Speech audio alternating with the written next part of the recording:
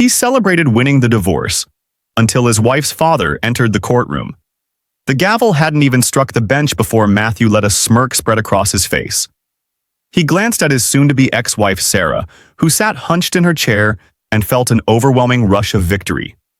He'd hired the most expensive attorney available, concealed his assets flawlessly, and persuaded the court that she was emotionally unstable. It was a textbook example of manipulation at its finest. He was moments away from complete freedom and retaining every dollar of his wealth. But just as he turned to celebrate with his lawyer, the massive oak doors at the courtroom's rear swung open with a groan.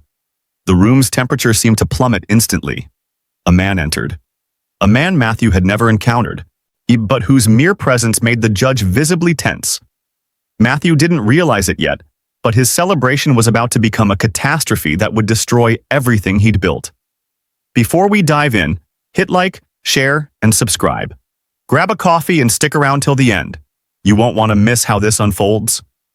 The atmosphere in courtroom 4B carried the scent of polished floors and lingering anxiety, but to Matthew Carson it smelled like victory champagne.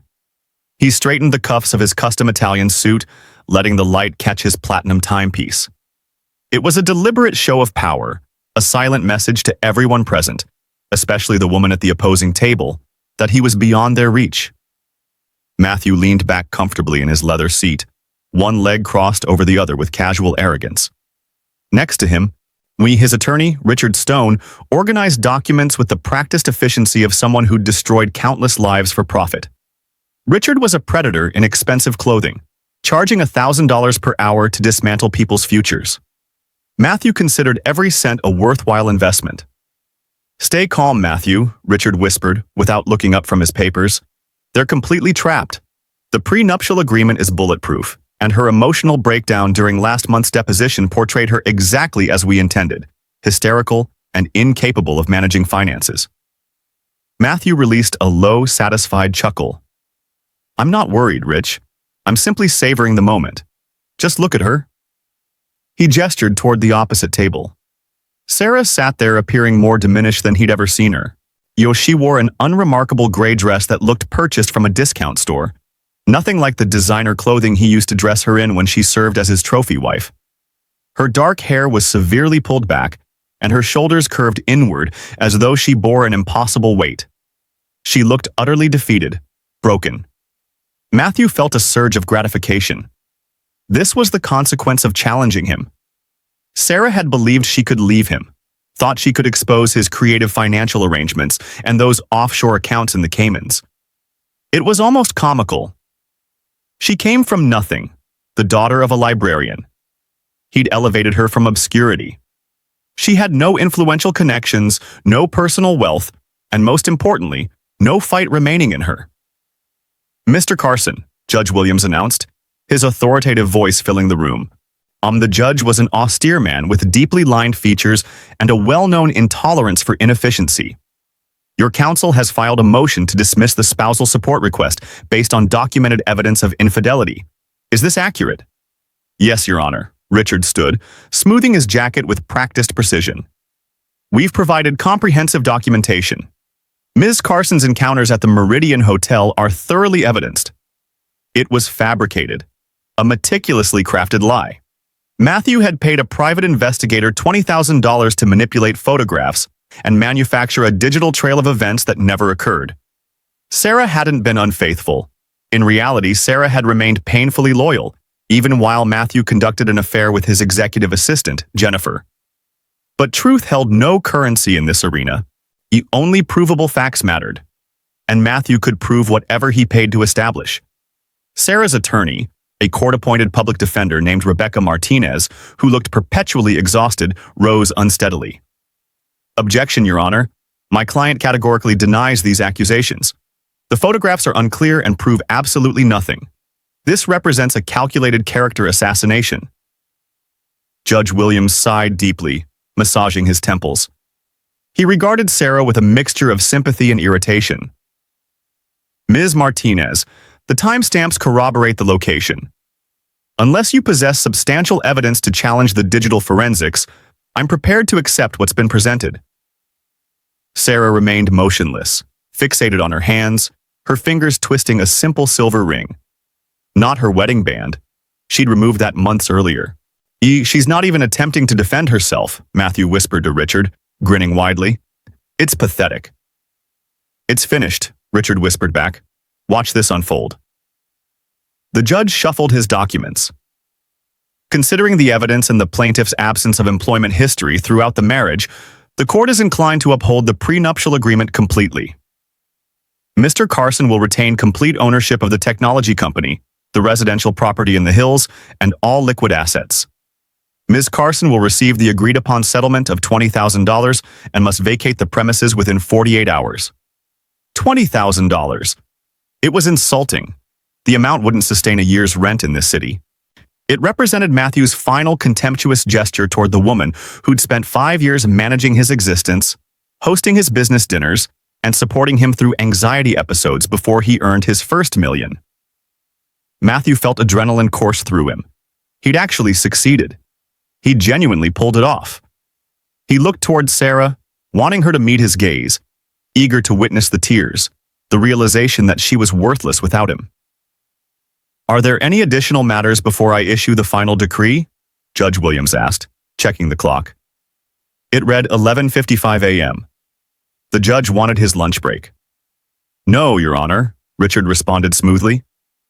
Actually, Sarah's lawyer stammered, we request additional time to re-examine the financial disclosure documents. Denied, Williams barked sharply. You've had 6 months, Ms. Martinez.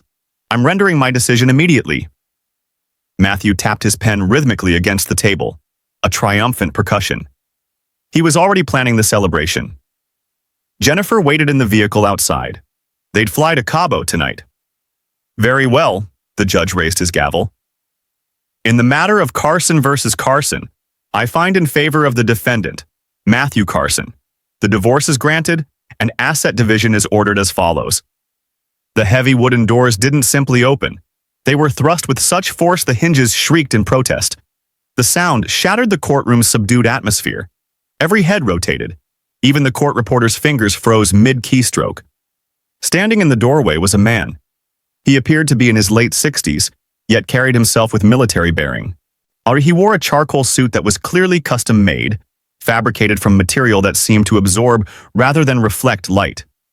He held a cane, not for physical support, but like an instrument of authority, a polished black walking stick with a silver wolf's head for a handle. But his face commanded absolute attention.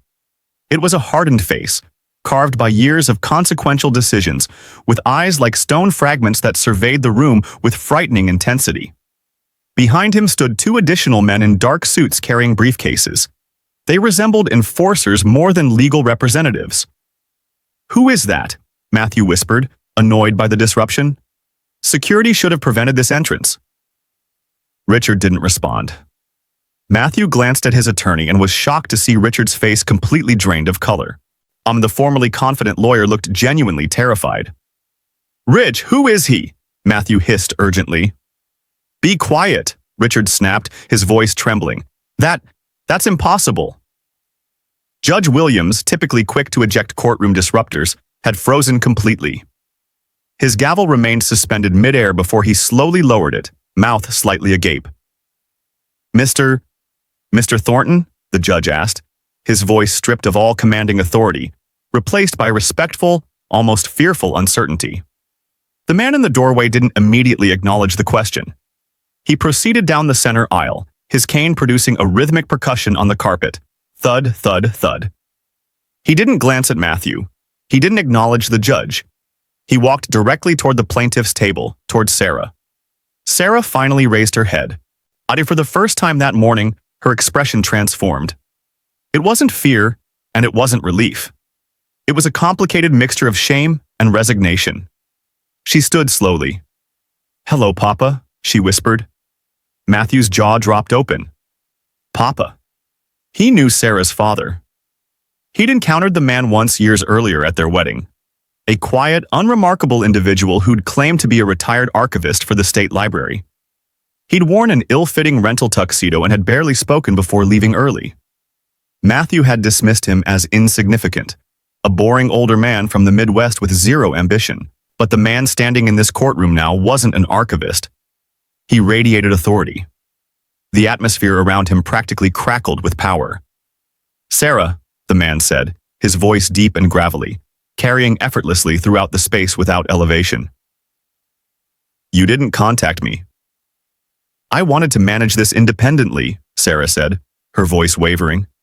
"And how is that strategy working?" The man, James Thornton, gestured around the room with his cane, encompassing the smug husband, the expensive attorney, and the weary judge. "It appears you're about to be completely destroyed. Fortunately, those you feared work for me." Matthew couldn't remain silent any longer. This was absurd. "Excuse me," he stood, aggressively buttoning his jacket. "I don't know who you believe you are, disrupting legal proceedings, but this is a closed session. Judge, I demand this man's immediate removal." Richard reached up and yanked Matthew's sleeve violently.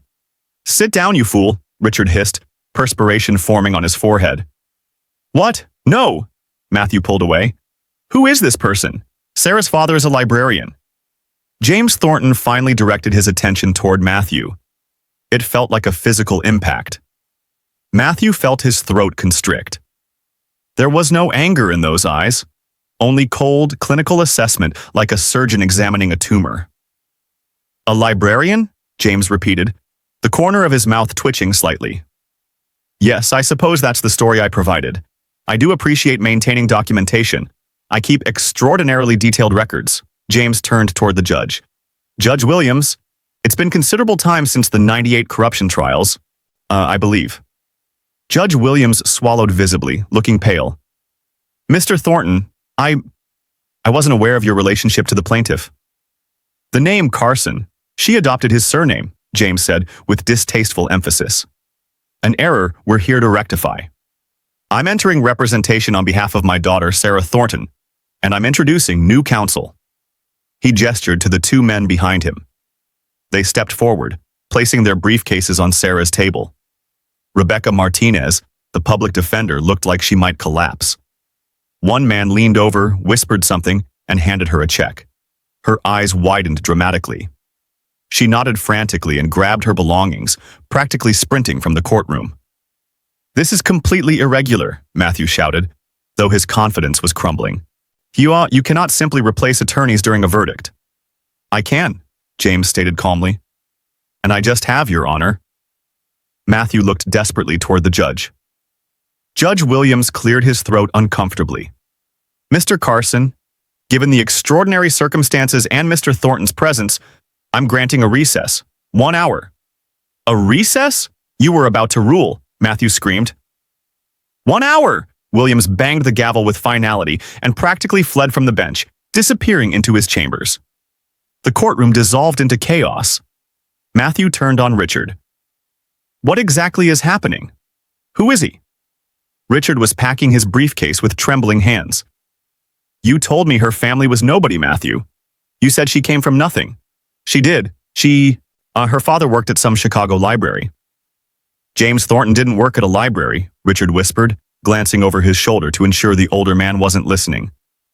"James Thornton owned the library, the property it occupied, and the construction firm that built it." Richard leaned closer, eyes wide with fear. "Matthew, James Thornton isn't a librarian. He was the lead federal prosecutor for the Southern District for 20 years before entering private practice. He's the man who dismantled the Moretti crime organization. They called him the Hammer. He's not merely an attorney, he's a legal executioner. He retired a decade ago and disappeared completely. Everyone assumed he was deceased." Matthew looked across the aisle. Sarah sat with her head in her hands. James stood over her protectively, one hand on her shoulder, and speaking softly. The two new lawyers were already extracting files, thick, ominous binders that looked menacing. "So he was a prosecutor," Matthew scoffed, attempting to regain composure. "So what? He's elderly. He's retired. The law is the law. We have the prenuptial agreement. We have evidence of her infidelity. He cannot alter established facts." Richard looked at Matthew with genuine pity. "You don't comprehend. Men like James Thornton don't enter courtrooms unless they've already determined the outcome. He didn't come here to argue the case, Matthew. He came here to annihilate you. Matthew looked back at James. The older man glanced up, catching Matthew's stare. James didn't blink. He slowly raised his hand and made a deliberate gesture, tapping his index finger against his lips, a silencing motion directed across the room. Then James smiled. It was a terrifying, predatory smile. "We need to settle immediately," Richard said urgently. "Right now, we approach them, offer her half. Perhaps he'll allow you to retain the company." "Half?" Matthew laughed, a high-pitched, nervous sound. "I'm not giving that woman anything. I don't care about her father's credentials. I'm Matthew Carson. I built this empire. Let the old man try. I'll destroy him too." Matthew grabbed his phone and texted Jennifer. Slight delay. Old relative appeared. Annoying, but harmless. Order another bottle of champagne. Asterisk. He had absolutely no idea that the phone he held was already compromised. He had no idea that the harmless old relative had spent the previous 48 hours systematically dismantling Matthew's entire existence, piece by digital piece. The battle hadn't just begun. It was already finished. Matthew was simply the last person to realize it. The hour recess felt like mere minutes to Matthew. When they re-entered the courtroom, the atmosphere had transformed completely.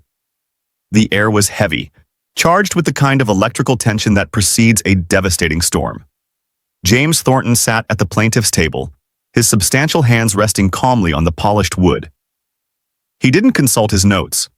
He didn't look at his daughter. He stared directly at Matthew, a predator's unwavering, patient, and terrifyingly confident gaze. Judge Williams returned to the bench, and Matthew's carefully constructed world was about to collapse entirely.